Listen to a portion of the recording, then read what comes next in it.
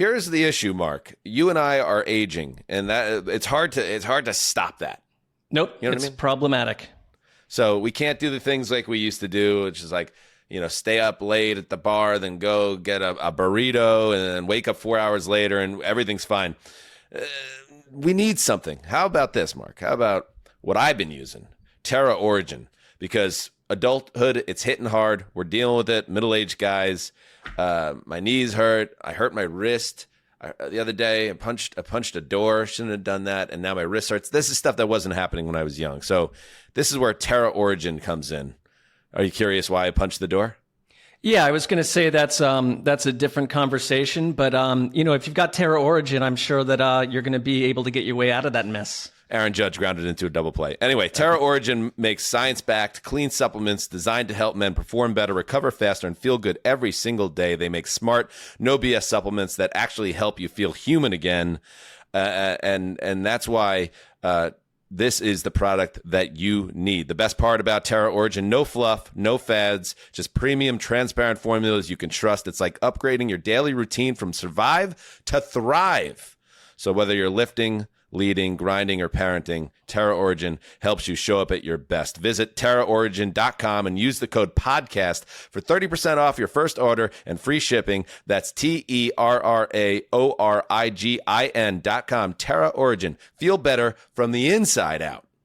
Nationwide is so much more than a great insurance company. They're one of America's largest financial services companies. Like how I'm more than just Peyton Manning. I'm also motivating Manning. When I say insurance, you say financial services. Insurance. Financial services. Insurance. Financial services. Now, when I say nationwide, you say is both. Nationwide. Is both. Nationwide. Is both. For your insurance and financial needs, Nationwide is on your side. Nationwide Investment Services Corporation, member FINRA, Columbus, Ohio.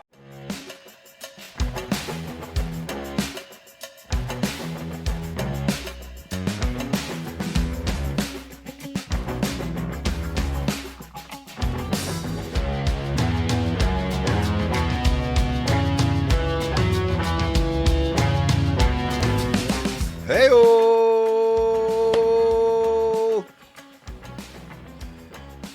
Oh, we live. Welcome to Heed the Call, an NFL podcast on a beautiful, brisk Friday morning after Thanksgiving. Dan Hanzus, Marc Sessler, Justin Graver on the ones and twos, all of you live in the stream. Mark, how are you, buddy? I'm doing great. Awesome Thanksgiving. Probably the best slate of games that I can recall on Thanksgiving in a long time. I hope you had a good day with your family. How'd it go? It was wonderful, and yes, it was accentuated by all the football. And we're going to go in order here on the stream and go through every game that was played on Thursday. There's another one today, Friday, that will hit on the Sunday recap. Don't you worry. It's relentless. Don't dare send us mentions and angry subreddit threads about what about the Friday game? These guys don't care. It's like, we'll hit it on Sunday. It'll be touched on. The NFL doesn't get every day.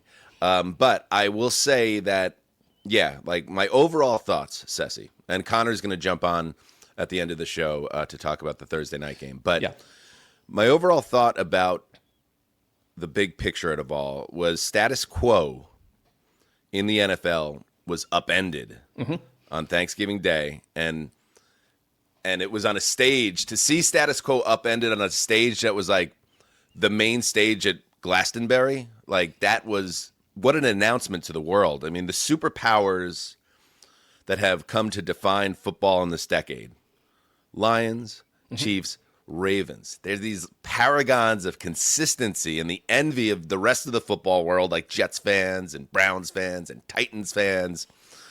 No, I didn't just say the three worst teams in the league. They're the three teams that our show roots for specifically. Correct. Anyway, these three teams that are the envy of football, are in mortal danger of not just failing to make a deep playoff run, but to make the playoffs at all, Ceci. And it now sets the stage for a frantic, desperate sprint to the finish line for three Super Bowl or bust teams that are trending toward the latter. It's all pretty stunning. Yeah, I mean, the best thing about late regular season football is when you get closer and closer to the fire. And yesterday felt like a tectonic shift towards that, where it was like, now we can't act like we've got 2 more months to solve our problems and get back to good. And, it was 3 upsets, if by all accounts, these were all 6 good teams and playing well, but there were 3 upsets, and it put like a team like the Lions, for instance, and the Chiefs into a danger zone where you're really questioning where this season goes at this point, and a lot of self-introspection for those clubs. Man, now that Sessy's calling the Bengals a good team, how the tables turn so quickly. Well, I think what we saw last night makes them into the category of like, I don't want to play that team right now. Do I think they're making the playoffs? No, but I don't want to play them down the stretch. Mega berserker qualities. Yes, we had a lot of the berserkers. Cincinnati Bengals. So let's get into it. And yes, don't want to bury the lead of the teams that came out on top. So because we're going to spend the next 45 minutes or so in the stream talking about how the Packers and the Cowboys and the Bengals had the biggest moments of their seasons. But I think, it was the losing teams that defined Thanksgiving and a new world order here as status quo was upended. Let's start with the first game of the day. As customary, it is in Detroit and Ford Field. The Packers are figuring things out now in a big spot. Hit it, gravy. I'm just waking up right now. It's one of those things where I'm looking right back at my own vision right now, and it's like, oh, that guy, he's not awake yet. Yeah, he is currently waking up. So I got my Java in my. Oh, by the way, merch is out. Not this particular cup, but we're working on it. In time. Yes. People settle down maybe just a little bit on some of the antsiness. HeedTheCallPodcast.com exclusive merch. Anyway, here we go. I was talking about with my bosom buddy, Bob Castro. His family was one of the groups. There's the merch plug. Good job, Justin. His family was over here yesterday. They stayed over. They're all upstairs. Oh, they're still here. Jordan Love is on Bob's fantasy team, and me and Bob are going against each other. And after the game was over, when Jordan Love converted a pair of 4th downs with scoring passes in the first half, matched his career high with 4 touchdowns, and the Packers had dispatched the reeling Lions 31-24 at Ford Field, I was saying about Love that he's an interesting quarterback because there's about 8 games in the season where he's fine to a little underwhelming. There's a couple games where he's bad, like any other quarterback. And then there's like 5 games where he plays like the best quarterback in football, and he's just unconscious, and he makes every big play. And it's a reminder that if the Packers were to get that version of Love with this defense anchored by Micah Parsons now in full man-on-a-mission mode, Packers can go all the way. And they, to me now, out of the NFC North, Sessy, are the team to beat very clearly. And it's the Lions, now at 7-5, that, they're a team on the run trying to figure out in real time. It's the way they did it, too. Just the success, you mentioned it, the aggressiveness on 4th down. They were 3 for 3 on 4th down passes from Love. They were efficient on 3rd down. They were Love was 2 for 2 in the red zone. And you look like this is sort of what I was hoping we'd see consistently earlier in the year, and we weren't getting that. But it's interesting that now like Matthew Golden's not able to be in the lineup. Jaden Reed's not in there. Tucker Kraft's not in there. And these other guys stepping up. Like I thought Dontavian Wicks, obviously the best game of his career. Christian Watson and Love have real chemistry. And you mentioned it with the Micah Parsons thing. It's like, why do you make that trade? What's the destination? What's the reason that you sell the farm for Micah Parsons? And there's a lot of hand-wringing early on, like, is Micah Parsons playing in a way where you want to see sacks, not just pressures? He's been great the whole time. But yesterday was a signature island game where he dominated. And it's like, that's why you make that trade, because you're going to win the division now because you just swept the Lions. Yeah, they're in great position now and playing at a higher level than the Lions. Here's Parsons talking about Jordan Love, the 2 superstars of the Green Bay Packers. That's just who he is. He's going to show up. injured, hurt, he gonna fight for his guys and play at the highest level. Jay Love's the ultimate competitor. There's not too many quarterbacks that I can put up, that fight like him. Do everything he's going through. All the injuries, he just comes in and he works, and it's starting to show off. Like, the jump he's making this year has been like night and day. Yeah, and Green Bay gets out to a 10-0 lead early in the second quarter in this game, and then it just had to be so flattening and disheartening for Dan Campbell, the Lions fans, everybody in that building. Every time they pulled closer, the Green Bay Packers would restore that 10-point lead. They always had an answer right down to the final drive where they were able to seal the game. And it was a really impressive performance, and what Love did on offense was matched by Parsons, who had 2.5 sacks. He's got 12 sacks now this season. And yes, like the first 8 weeks, he was doing all the things that you wanted on a down-to-down basis to be a difference maker. But don't let the football nerds tell you there's no difference between Micah Parsons now, these last 3 weeks, and Micah Parsons a month ago, because now he's actually impacting games directly by taking down the quarterback in big spots and doing exactly the thing the Packers wanted him to do. So it's working on both sides, and I got to give credit to guys like Dontavian Wicks. Like that guy made so many big plays in this game. Romeo Doubs had a touchdown. They've been able to find a way to survive. And on the other side, the Lions lose Amon-Ra St. Brown in this game. Very early in the game, he gets rolled up on like a double roll up, and he's out. Campbell said after the game they'd be lucky to get him back in a week or two. So it's a somewhat significant injury, it sounds like. And that is a major concern for an offense that you saw what a destabilizing effect that had. He is the anchor of everything with Gibbs. Let's listen to Dan Campbell after the game. So like I told the team, it's frustrating. I know we got a lot to be thankful for, even after a loss. And look, we dug ourselves a little bit of a hole. That's the bottom line. We are in a little bit of a hole, but that's just what it is. There's nothing more than that. Yeah, it's on.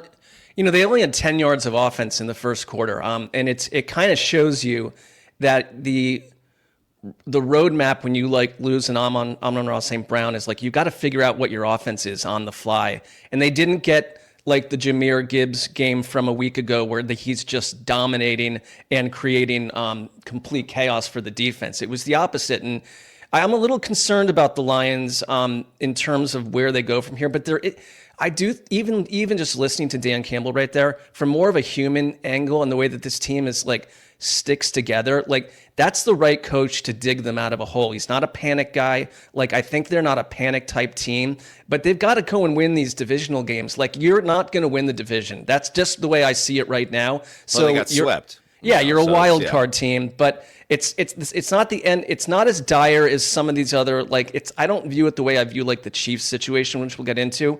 But you're losing guys here and there, and it's this was significant. Dan Campbell had dominated Matt LaFleur. I think he won 6 of their first 8 contests, and now it's flipped in the other direction. And you've just been bested inside a really good division, and you still got the Bears to deal with. Check out the Lions' remaining schedule here. What's going on in the comments, by the way? Fly up anything that's interesting and worthwhile. And they've got the Cowboys next week, then the Rams. Yeah. So when did Mark start looking so marvelous in that gray denim jacket? I mean, he wears it almost every show. It looks good. It looks great. Yeah. Well, it is. I think it depends what time zone you're in, but it's 8 in the morning here, so I'm not at the top of my game. It's 8 a.m. after Thanksgiving. Carter asked, I get married tomorrow, but I'm still heating. That's what it's all about. I'm sure she is very thrilled about that. Steven, this year feels like a big Lions regressive regarding the offensive line in the secondary. Yes, I agree with that. It really does feel like they are in danger because they just don't. I don't know. I texted you guys in the second quarter or so. It doesn't feel like the Lions have whatever that is, right? And I guess you could have said the same thing about the Packers when they were going through their funk in October. But the Lions, it just feels different right now. Let's see. They are home against the Cowboys. Yeah, Thursday and Night talk about Football getting the next Cowboys at the wrong time versus 3 months ago. Then they go to LA to face the Rams. Home for Steelers, at Vikings, at Bears. I mean, there could be 2 more losses on the schedule, which gets you to 7 if that happens, and then you're right on the bubble. Any other thoughts from this game, Ceci? I think because of how I felt about the Packers not being who they were a couple 6 weeks ago, I just choose not to panic about either one of these teams. But you're right about the Lions, and that schedule is brutal.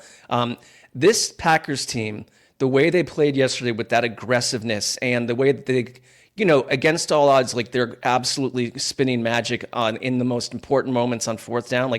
They can beat anyone in this conference, maybe outside of the Rams. I just think that if you're going to get the Packers to play that way, it's what I was talking about way back in September. Can they stay that way? My last thought, you should have stayed with him, by the way. The curse of Sessler, they could have been the curse buster, but you got scared off and moved on. You got to you got to dig in. You got to dig in. I think what I was doing was trying to be reasonable in my analysis. They were disappointing. I don't believe that I'm cursing teams, but I don't know if we know the rules around undoing a curse just because I stop glowing over them. Does it just get removed? Because then I can. No, because I think powerful. What happened was the curse was starting to settle over like a death fog over Green Bay, Wisconsin, and then you did your Mark thing. All of a sudden, you liked the Cardinals for a couple of weeks again, as I recall, and then you moved to somewhere else. And then the fog was confused, and it was you could see the death fog in an aggravated manner. I'm picturing the face on it, like moving to a different part of America. F***ing Sessler. Well, I have talked up the Patriots, and they continue to win. So I guess the Patriots are one team that probably would be immune to a curse. Well, no, just stay right there. I promise you, I will be thrilled if you stay where you are there. Let the fog settle over the woods of Foxborough. That would be wonderful. One last thing. This one was on. Oh, no, I wanted to share my last line thought, which is we all love Dan Campbell. We're always in Dan Campbell's corner. I love Dan Campbell too, okay? But he yanked play calling duties away from his OC when they were averaging 30 points a game. They've won one of the 3 games where he's the play caller. They're 0 for 7 on fourth down since he took over as play caller. And in general, and I know St. Brown's absence matters a lot here, but I don't know. I just want to point it out that it's not like it's been gangbusters. It looked really great the one game when he took over. Last 2 weeks, not so much. Last thought. It's that's something to watch. Thank you, Mark. And then, because what if you then you can't switch back now? That's the thing. So, he can do anything he wants. He's Dan Campbell. I guess he could. Who am I to say? And now, last thought about the broadcast itself. Mm-hmm. Potentially hot take. I wish Conor was here for this. He'll join us later. But I think Tom Brady has made major strides in the booth. I think Brady really sounds confident and relaxed and is giving us analysis that wasn't there a year ago. And he also had to deal with a little bit of the Brady tax, which is earned when you are Tom Brady. You look like that. You act like that. You're that big of a personality and a figure that I think a lot of us, we talk about, everybody wants Shedeur Sanders to fail. No, he's just kind of annoying and a gnat and a 5th-round quarterback. People wanted Tom Brady to fail. Tom Brady is a guy that society wants to take down a peg, right? But I think he's doing better. He's doing a lot better. I'm really with you. I was saying this to someone yesterday too, that I think there have been a litany of star quarterbacks and Hall of Fame type coaches that have come into the booth, and you're like, why aren't you more intriguing? Why, if you were able to do all that on the field, why aren't you lighting up my ears and teaching me the game in the way that only you could do? I think he's gotten much better at describing, teaching. He was talking about bunch formations and exactly what's happening on this play and why people are lined up. It's that's what I want from you, Tom Brady. I think it just takes time. You get plopped into the booth out of nowhere and we're expecting them to be perfect right away. It takes reps. And I think that's Fox's fault too, because they didn't absolutely they didn't give him time to figure it out. There's like, now we're paying you $1 zillion, now be a $1 zillion analyst. Yeah. All that said, I know where you're going. yeah, Brady did add this point in the telecast. My old coach, Coach Belichick, you say, guys, football season starts after Thanksgiving. Well, there you go. I mean, The old trope alert. But I just want to say one thing. Like, my old coach, Bill Belichick, used to say, the season doesn't start till Thanksgiving. I have an issue with some of the Bill Parcells erasure around our league. Mm-hmm. That's Bill Parcells that said that. that was, Belichick was his understudy. Yes, that's Parcells a Belichick line. Invented that phrase, and people from Bill Belichick to Rex Ryan to Mike Francesa, like everyone took that and ran with it. But it was Parcells. So if we're gonna use the Thanksgiving platform to celebrate a great man like John Madden, let's not forget a great coach like Bill Parcells, because he invented that silly phrase. Which But the question kind of is, true. Yeah. I would be stunned to learn that he's attributed to Belichick, who probably did say it, but doesn't Brady know that that's a Parcells vintage line? I think he's only in his own Brady world, and Belichick he never played for Parcells. But anyway, I'm just saying, don't forget about that man. That was a good PSA. Thank you very much. All right, we're just getting started. Here we go. Awake now. That was the warm-up. Let's take a quick break, and when we get back, Chiefs Cowboys. Welcome back. Now, I don't typically get to watch our commercials. And I have a note. I look like I should be on the FBI's an FBI list there. Like I don't know what was going on with my look and my lighting there. You're a dangerous man. I mean, I looked like a lost individual, but I'd look take great, a note of that. Now you're doing the gravy thing. I know what you're doing. Now you're gonna have the comment section of the live stream just saying how hot you are for the next 12 minutes. I'm not talking about my current appearance. I'm saying in that particular ad read. Sure. I look like I have. Are we done? Yeah. Go ahead. Yeah.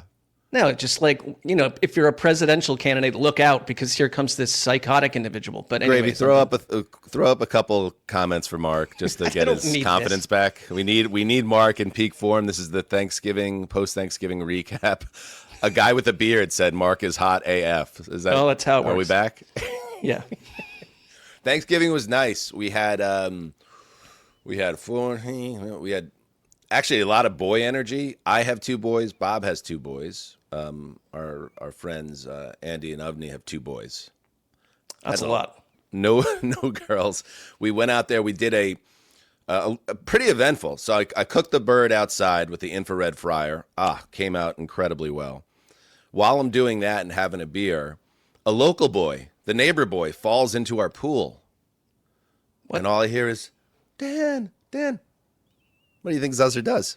Zuzzer jumps in fully clothed, saves a boy. I love that. And I'm not, people are like, why would you bring it up on this show? Like, what are you trying to bring attention to your heroism? No, I'm just giving you a rundown of my day. Jumped in the pool, saved the boy, the neighbor boy. Kept cooking the bird. Added a couple more beers. Then we went over to the field, and the children decided we want our turkey bowl game, football game, to be adults versus kids. And we didn't like that. We didn't like the disrespect, putting on the 40-somethings in a big spot. So what do we do? I had to go out there and throw 4 tutties on them, including the walk-off 80-yard bomb to win it. They're all upset. They're on the verge of tears. They go back angry. They barely want to shake hands after all. But you know what? You challenged the adults. The fact that I was able to connect from 60 yards out to a guy that was a foot and a half taller than his defender, that's your problem, not mine. That was your decision. So you're sort of, I think you're on top of saving a child's life, which is the headline there. You're also teaching them important life lessons. I'm sure that the gathered wives that were there are asking their husbands why they can't be a little bit more like Dan on the car ride home. Just a little bit more like Dan. Could you get there maybe just a little closer to being And like I see Dan? it in the thread, like, oh, you're a competitive dad. Like, no, my sons will beat me in sports when they can beat me in sports. That's right. It's authentic. It'll mean something. Do you know how many times I played in my driveway growing up with Keith, the old man? And he would back me down in the post. My dad has an incredible, to this day, if you go out there with my dad, he has an incredible mid-range game. We would shoot 100 foul shots, rebounding for each other, taking 10 at a time. My dad was hitting 85%, 85 out of 100. And I was like, oh, that's so frustrating. And then you would play horse. The worst thing in basketball, when you play horse against somebody that has a good mid-range game, just banging 18-footers on you, just raining them from the elbow extended. Right. Couldn't beat him. And then when we do one-on-one, he had this back-in move. He would back in, and then he'd use his left arm to kind of swipe away, clearly an offensive foul, and then go up with a little jump hook. No ref. It took me a long time. Took me a long time. I want to be surprised, but we're talking about Keith Hanzus here. So, yeah. Very competitive man himself. Right. So it passed down the gene. Anyway, let's lock in and talk about the middle game. By the way, the middle game, the Francesa style, the book, it's going to be a huge number. The idea is that this Chiefs-Cowboys game could top 50 million viewers, which would make it, if it is indeed the case, it would top Cowboys-Giants Thanksgiving 22 for the most watched regular season game ever. I believe it because this had all the earmarks of a game that America wants to tune in for, right in that middle slot. Let's get to it. 50 million people watching the game. You got people that don't even watch football watching that, like, because it's just on in every household that functions technologically. People love football on the holidays. Dad, save the local boy. All right, here we go. Dak Prescott and the Dallas Cowboys. Remember how this year started? They trade Micah Parsons. Oh, the criticism was loud and relentless. What is Dallas doing? What are they trying to do? Jerry Jones is lost. This team's going nowhere. I mean, I feel like I said some of those things, but You weren't alone. yeah. And yet here they are as the season starts at Thanksgiving. 6-5-1, 4-1 at home, and a team that you don't want anything to do with because they have put it together. Prescott threw 2 touchdowns. Malik Davis had a 43-yard score.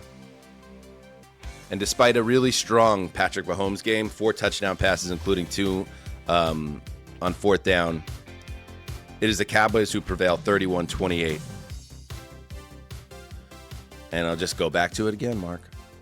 It wasn't even 2 weeks ago. I was sitting in the upstairs of the loft at my brother's apartment in Brooklyn, and we were talking about how the Cowboys had just smoked the Raiders, and we were like, that was a really good game. Nice night for Jerry, but let's see how they do when the schedule tightens up. And all they've done the last 2 weeks, or the last 4 days, is beat the Philadelphia Eagles and now the Kansas City Chiefs, the 2 teams that were in the Super Bowl. So we said those 3 games, and they have another big one next week. Who do they have next week? Let's see. I'm blanking. It's Detroit. Detroit. See, waking up. We're getting there. We said if they could win 1, they'll keep their season alive. If they win more than 1, they announce themselves as something much more than we ever thought they could be. And here we are, Cessy. Yeah, it's they're the first team in NFL history, I believe, to beat the Super Bowl teams back to back. And you're right, it happened in 5 days. They had to do it on a short week against the Chiefs. It's how they're doing it to me too, because George Pickens is just becoming a raging star. It makes CeeDee Lamb all the more unstoppable, and he had a great game yesterday. But the reason you couldn't take the Cowboys seriously was obviously the defense. It was an embarrassment for the big chunk of this part of the season that started. The Quinnen Williams trade, completely flipped the switch on what they're able to do and how they're able to affect an offense.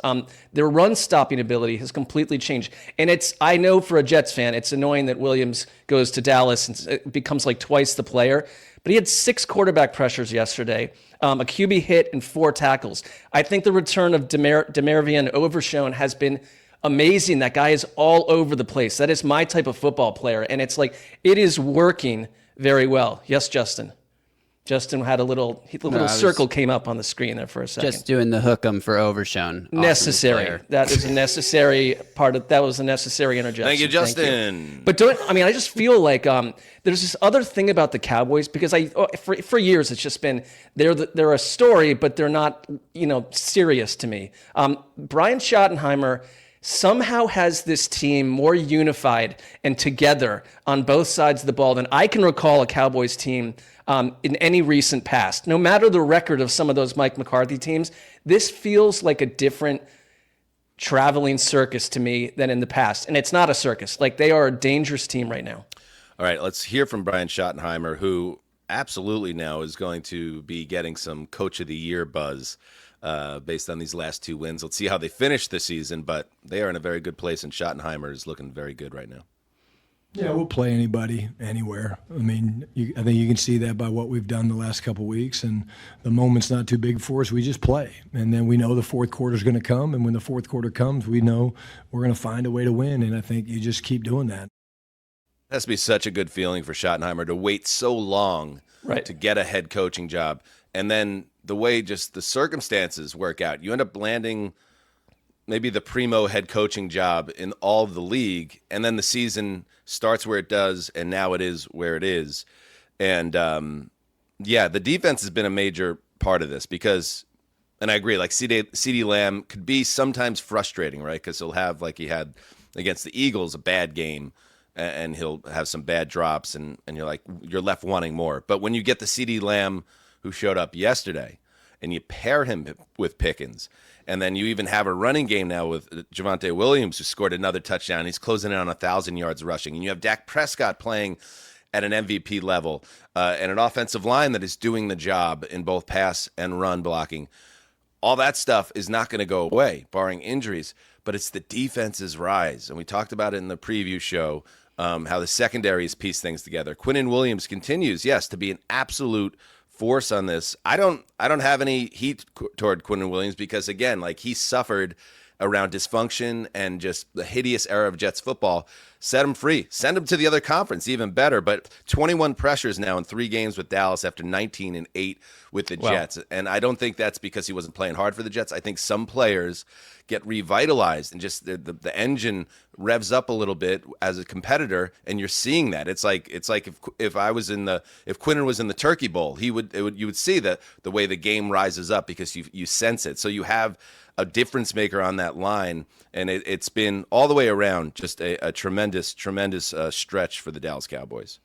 And it's like, for all the Jerry Jones discourse, like you said at the top, like, he's executed, along with, whoever else is making the decisions there, it's him. It's 2 of the best trades of the NFL season with Pickens and Williams. I mean, they both just flat out changed each side of the ball for that team. And so I'm kind of like, I'm not saying that we need to think differently about Jerry Jones because he's still just this experience, but the plan that we laughed at, I laughed at it. I thought they were just floating away in terms of what they were from a team building angle. Like, it's worked. It's worked. And also that extends to the coach. What was Brian Schottenheimer was the coach that everyone's like, what are you doing there? Like, that's not going to work. And it's like, I'm sorry, all 3 of these major significant moves are working for the Dallas Cowboys. And they are right now coming together like completely at the right time. And you're right. You don't want to, and they could create complete damage for the Detroit Lions a week from now. I mean, it's a wild game. As a matter of fact, I wanted to be a coach. We know, Jerry. And they're going to get the Lions without Amon-Ra St. Brown. So they have a chance. I don't even think Cowboys fans thought you could potentially go through, now knowing the Cowboys, they'll lay an egg. Well, of course. But like, they have a chance to go through this stretch and win all of the games. And it just changes the entire look of the NFC in a way. On the Chiefs side, yeah, it's a big story. It's this team cannot find that gear and get on the run we've seen them get on every year for the past 7 or 8 seasons. And in this game, it was the defense. Like, I don't think the defense is getting enough criticism. Spags' D has not been getting the stops. That's been amazing. They lost another one-score game here. In this game, Mahomes is playing at, peak level. There was that one play, I believe it was in the third quarter, maybe third or fourth quarter, where he almost gets tripped up for a sack, and then he evades the rush. He's rolling right. He gets away from another pass rusher. As he's falling forward, he wings it 40 yards downfield for a huge completion. I feel like Tony Romo probably passed out for about 5 minutes after that play. And it's like, what? There it is. Like, so you still have this guy, and he's playing at his highest level. Travis Kelce, obviously, is having a really nice season, especially compared to the last year. Rashee Rice has been everything they could have asked for. And another big game today on Thursday with close to 100 yards and 2 touchdowns. But every time Mahomes, especially in the fourth quarter, made plays, Prescott would answer right back. So, like, Mahomes throws a go-ahead touchdown pass on 4th down. Cowboys and Prescott march 8 plays, 68 yards, go right down the field and score again. And you just saw that all game long. Afterwards, we heard from Mahomes, who knows the road now is tough. Yeah, I mean, at the end of the day, you just gotta win every game now. I mean, and hope that's enough. So, I mean, we're gonna play a lot of good football teams coming up. And if we're gonna make the playoffs, we're gonna have to win them all, and that's gotta be the mindset when we step into the building when we get back. Yeah, I mean, he's realistic. You're 6-6. You do have a game against the Broncos down the stretch. But that doesn't matter anymore. Like, it doesn't matter. It's gone. You could lose maybe one more game, but I think that the mentality is we've got to win out. And adding to the peril of where they are, Josh Simmons, their left tackle, who they're counting on, is lost with a dislocated and fractured wrist. So you don't have him next week or anytime soon. There's a lot going on here, and it's like you said it well, because we've kind of been concerned or talked about what was the issue with Kansas City's offense for the past couple of years. It's not right now. It's the defense, and like to see how they were completely mauled by Pickens and CeeDee Lamb, like. That's a recipe to keep losing these one-score games. I mean, they don't close games. I mean, nobody could really cover Lamb and Pickens, but you expect the Kansas City Chiefs to find a way to do it. They can't. Yeah. They can't get near Dak Prescott. They didn't have a sack. If you can't cover the two all-pro receivers and you can't get the quarterback, you're gonna have a long day. And I think because remember, the Chiefs have some tricky tiebreaker stuff working against them as well. You saw that when they beat the Colts last week and actually dropped in the playoff standings. This was an out-of-conference game, so it doesn't hurt as much as an in-conference game in terms of tiebreakers. But you look at it, they have Sunday Night Football against Houston, home. It's huge. They have home against the Chargers. They have a layup against the Titans in Nashville. Total layup. It's like Keith Hanzus doing the swipe and the little jump sky. That's the parallel. Then home Broncos, as you said. And then another finger roll layup against the Raiders. So you got 2 layups, but then every other game is against a potential playoff team in the AFC. So I just don't think it happens. Like, I've now seen enough that this is going to be a team like the Lions potentially, where it's just like, there are some more cracks. That's what they feel like. Yeah, there's more cracks in this roster than we all realized. We just assumed they were going to figure it out, and it just never happened. And yeah, the Simmons loss, that's a big one. Anything else on this one, bud? I think it would be an incredible story to see them climb back into playoff position. They're 9th right now. They have here. This is kind of weird, but they have the tiebreaker over the Ravens. I know none of it matters unless they don't pile these wins up, but the Houston game looms as a massive contest. That's their season. They finished this game without 3 of their offensive linemen. It just feels like one of those years. Sometimes it's one of those years. Trey Smith with the ankle, Juwan Taylor with an elbow. We mentioned Simmons left wrist. That's when you worry about Mahomes too. If that line breaks down, we saw it in the Super Bowl. It happened for any quarterback. But they get 9 days now to rest up, and then they have to go on one of those runs. And if they do it, I'll be very surprised. Put it that way. I feel we've seen enough. It makes this. I think this regular season has been growing in fascination by the week, especially the last couple of weeks. Like, to have the Chiefs sitting in this position, right? All those teams yesterday, every one of them, like, they're all much more interesting than they were a couple of weeks ago because of where they are, good or bad. What's up, Gravy? How about Jake Ferguson sticking his hand into the turkey and carrying it around like a glove? I mean, that was a pretty incredible moment. Yeah, I like it. I like, upending convention and a subversive act. It's like taking the power from the turkey and saying, "I am man." Right. Question: I can manipulate. I've already captured the turkey. I've prepared it.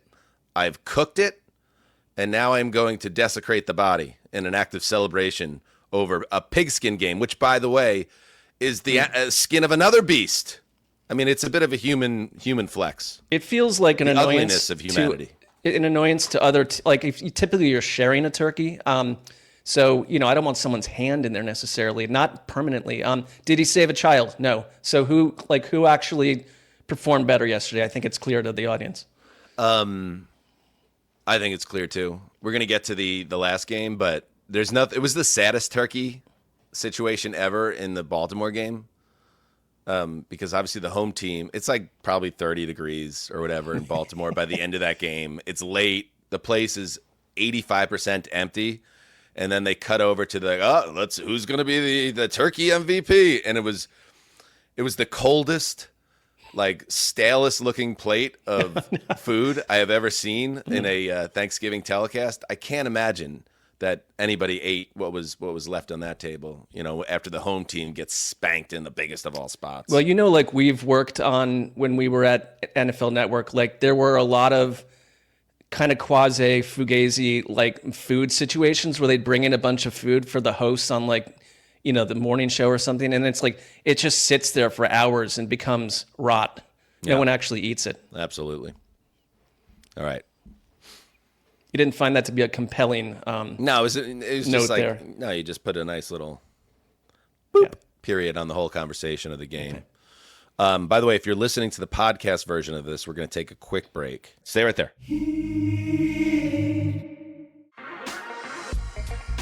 Patreon plug. Welcome back to the audio audience. Right juggling after, multiple audiences. Yeah, right after this show concludes, you could head over to the Patreon and get the Week 13 draft.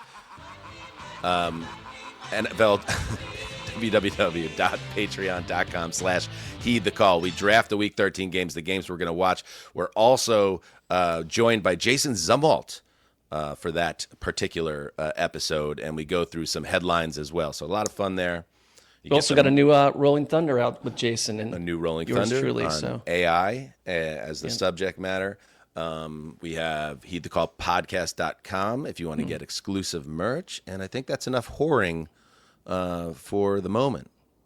Yeah, now, less whoring. Let's bring in a man that has to have takes to get off. Look at this man. There he is. Look at this guy. Conor Orr. Hey. What's up, buddy? I'm fresh from, I spent the morning trying to assemble this studio quality setup here in in a remote cabin, and then I ended up totally torpedoing the audio for this. So I'm really looking forward to just ruining your show in every way. Well, you look great. Yeah, you do. You look freshly shorn. We appreciate you joining us. He had the wrong adapter cable, people. So, so he's just going to do a portion of the program. But we're happy that you're here, Conor. Congratulations on everything, and I'm sure the holiday was a raging success for Conor, a major family man. And how did it go for you, your Thanksgiving?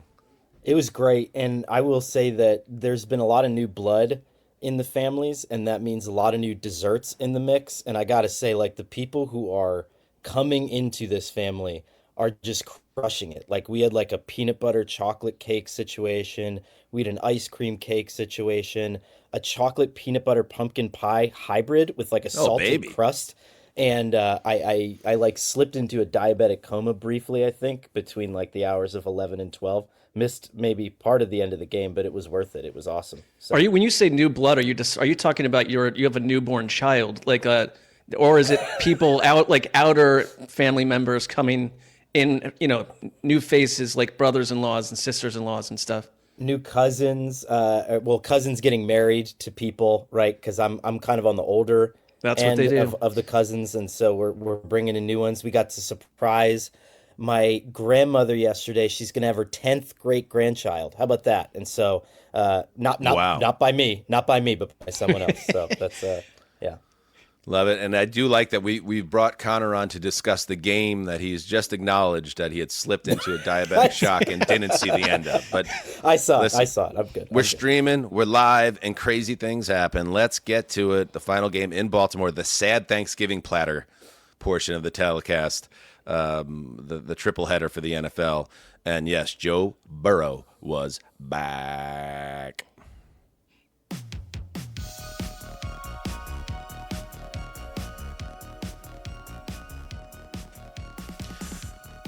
Here's the thing. You know what really annoyed me? You know what really pissed me off, Sessler?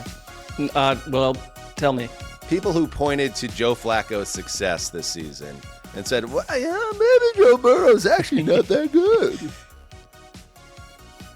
Joe Burrow is special. Joe Burrow is different.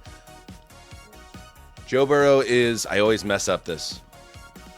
He is the tide that lifts all boats for the Cincinnati Bengals, who defeat the Ravens handily 32-14 in Baltimore in Burrow's return following foot surgery. Cincinnati gets to 4-8, Baltimore 6-6, and looking for answers. And Conor, let's start here. So it wasn't like it was like the greatest Burrow performance or the greatest offensive showing either. Like we talked about a little bit, the idea that Burrow might have some rust in this game, and they stalled in the red zone a few times. Could not cash in on what should have been a gimme score after a Lamar turnover in the first half in this game. But when it was winning time, Burrow made big throws. He got help from a cast of characters that was, it wasn't all Jamar Chase. T. Higgins wasn't even playing in this game. And they just, to the point I was making, like you saw the defense keyed up in this game. All of a sudden, a defense that I saw a stat on ESPN that the Cincinnati defense is statistically one of the worst, if not the worst ever since 1978 in EPA. And all of a sudden, they're just snuffing out any Baltimore rally in this game.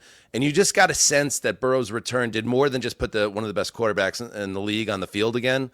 The Bengals believe again, and maybe they have berserker tendencies in the AFC.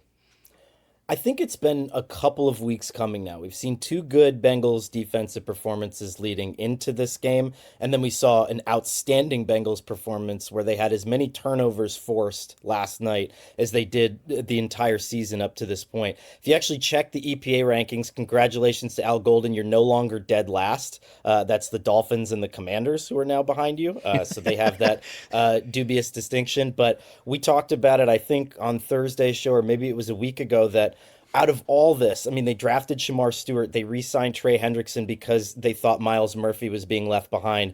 This guy gets left one-on-one with Isaiah Likely in this game and just dominates again. And so it's not the edge rusher that they thought that they were going to get, but it's the edge rusher that they need. And especially with a hobbled Lamar Jackson, that makes so much difference for Cincinnati.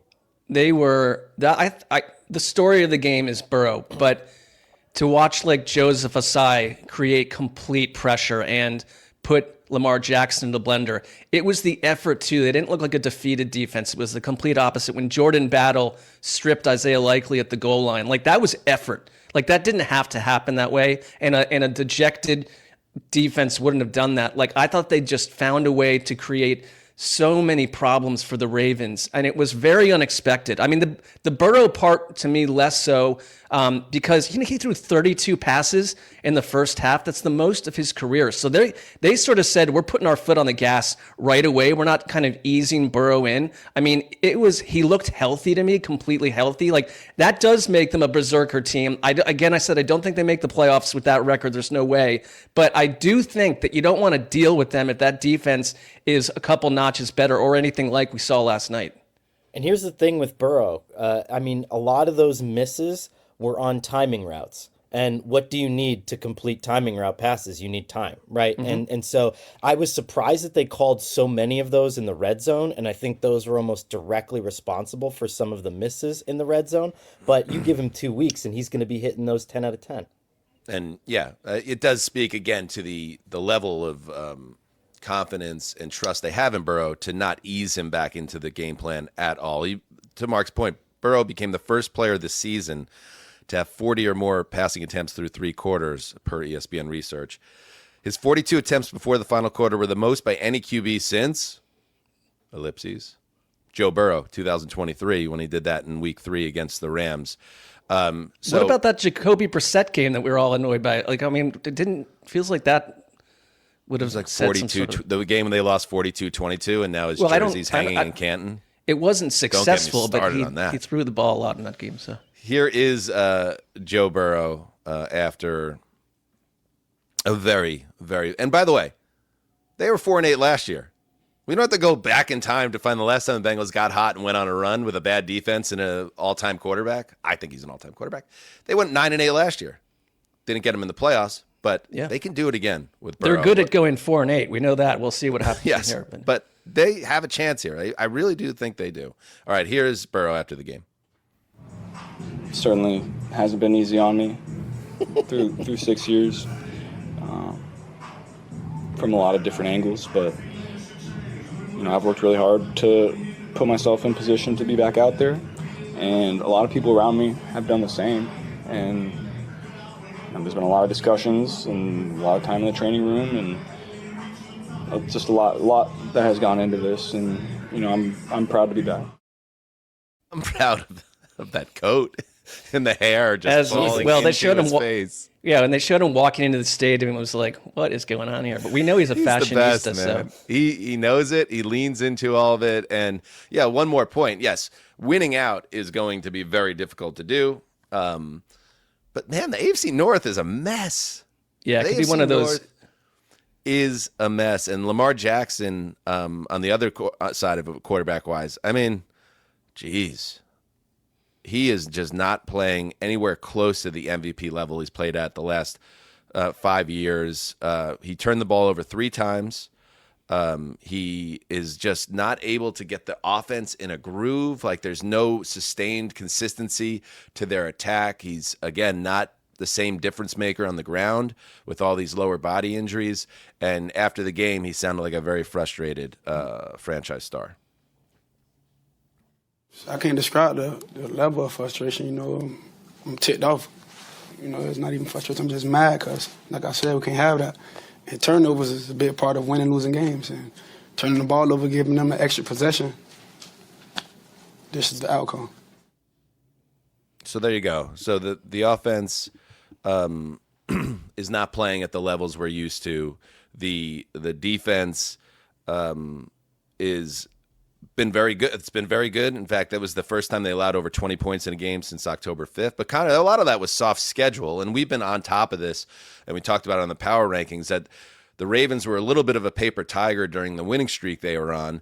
And now after you see them play the way they did at home in this spot, you're like re-examining the AFC North. You have the Steelers, and they have obviously a big game this weekend against, who is it, the Bills they have this weekend? And you have now the Bengals got Burrow back, and Baltimore at 6-6. It's a wide open division, and whoever gets to 9-8 may actually have a home game in the playoffs. Yeah, and the Ravens aren't aging well. This entire division is not aging well, and that's why I wish I kind of jumped on your Burrow berserker take a little bit earlier instead of throwing cold water on it, because you say what you will about Cincinnati, but they're like the youngest and most athletic team in the division right now, and may just have enough stamina to survive at the end. I mean, Baltimore just looked old yesterday. They looked so old, and you could see how much like Kyle Hamilton was playing like 11 different positions for this team, and you could see how much he was patching up on this defense. It's just everything's kind of breaking through for this team right now. It doesn't look good. There was the one play where Lamar lost the ball on a pass attempt. It just slipped out of his hand. It's like, this is it. You know, that's a human thing. It was cold out. I get all that, but these were these little moments that were not happening to Lamar Jackson a year ago. I kind of feel like his body just isn't right, and that was very evident in weeks past. But it just doesn't seem to be all there physically. It's a different quarterback. They lost 3 fumbles in the first half. They turned the ball over 5 times. Yeah.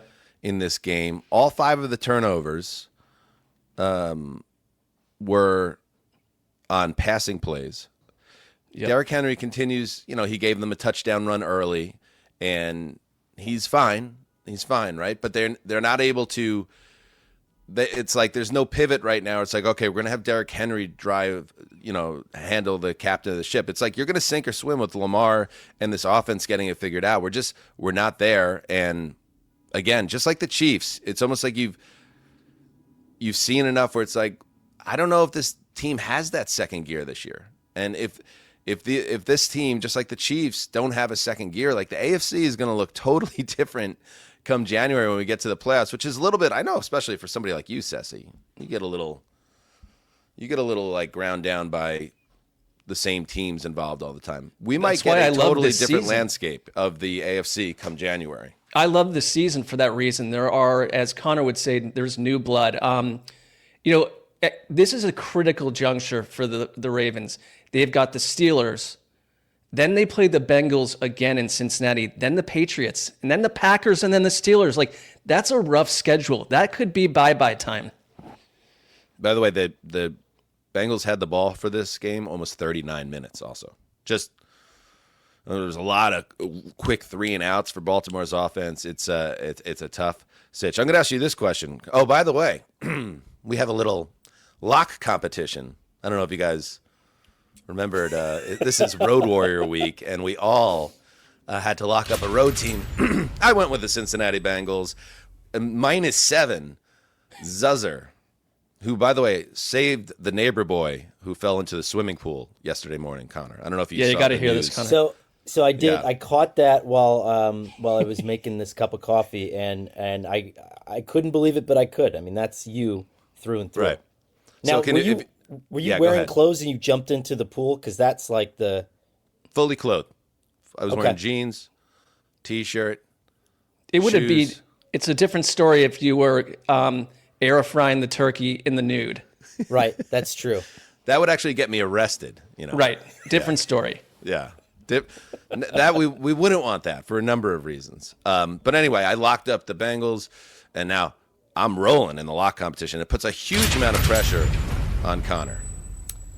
Yeah, this Black Friday Bears-Eagles game, which I was pretty content to ignore and just will out of existence, is now going to become the centerpiece of my day, which is just pretty terrifying.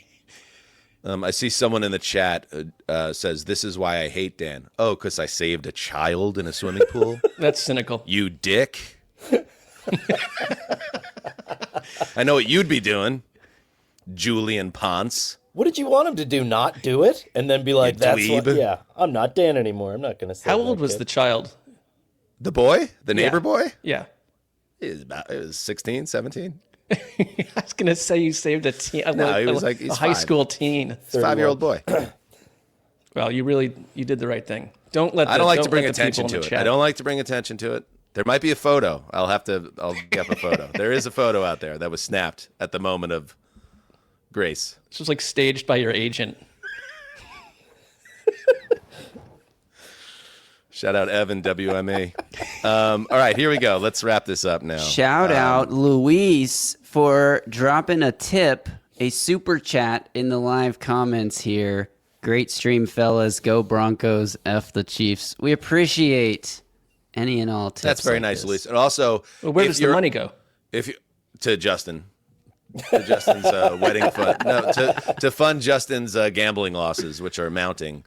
I did have Chiefs over 10.5 wins, but I also have Broncos to win the AFC West. So it's kind of a wash, you know. Do you have any other updates? No. Okay. Thank you, Justin. If you're on the live chat and you're not subscribed, please do it. Like, bang that subscribe. What should we do to subscribe, Mark? Smash it. Smash it. I love when Sessler, I want to know where the $4.99. Where does the four? I want an actual answer on that today. We're not joking. Justin is in a very deep hole with some people that break kneecaps. Okay, fair. Ridiculous. We don't want the kneecap broken. Not until we, off-season break. Anyway, last thought before we say goodbye. I'm going to ask you guys both this. Theme of the episode, Connor.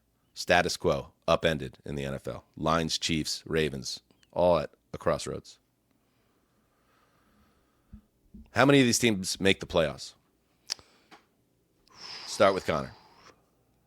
If we're talking about the Chiefs, the Lions, and the Ravens specifically, Correct. 3. All three make it. Yep. Okay.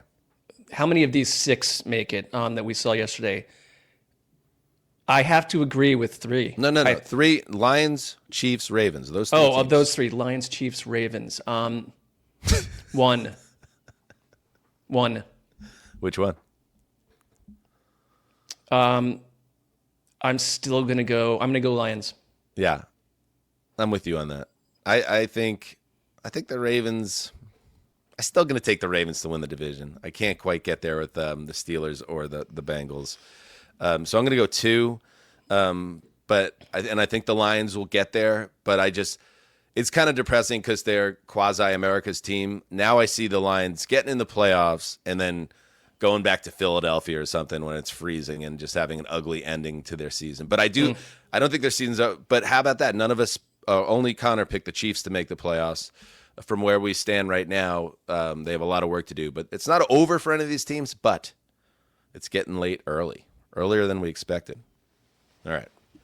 Anything else before we sign off? There's another on this live donation. chat? If you look down there. Ryan.